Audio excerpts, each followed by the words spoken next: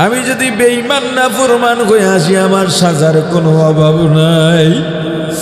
এতটুকু চিন্তা করার পরে যদি দেখো মনটা নরম হয়ে গেছে, ওরে আল্লাহর গোলাম হাতে পায়ে ধরে বলি তখন আর ঘুমাইও না।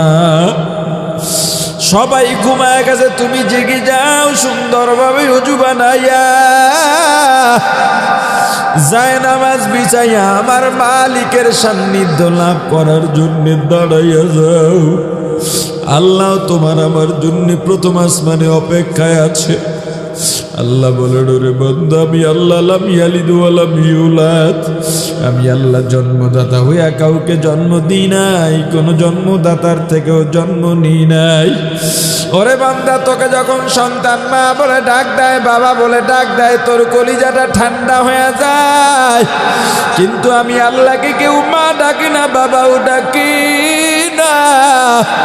আমি আল্লাহ কাউকে মা ডাকি না, বাবা ডাকি না, এটা আমি আল্লাহর পছন্দ না।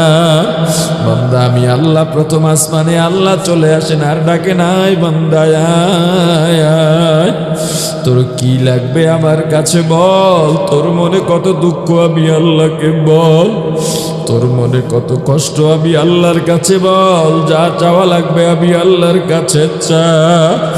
ওরে মুসলমান ইমানদার, তুমি যদি নামাজে দাঁড়া যাও, নামাজ আদায় করে একটু তেলাওয়াত করো, জিকির করে দুইখানা হাত আল্লাহর দিকে বাড়াইয়া নিজের গুনার জন্য অনুতপ্ত হইয়া 2 ফোঁটা চোখের পানি ছেড়ে দাও। গুনার জন্য অনুতপ্ত হইয়া যদি চোখের পানি ছেড়ে কাঁদতে পারো, এর চাইতে মজা আর কিচ্ছু না।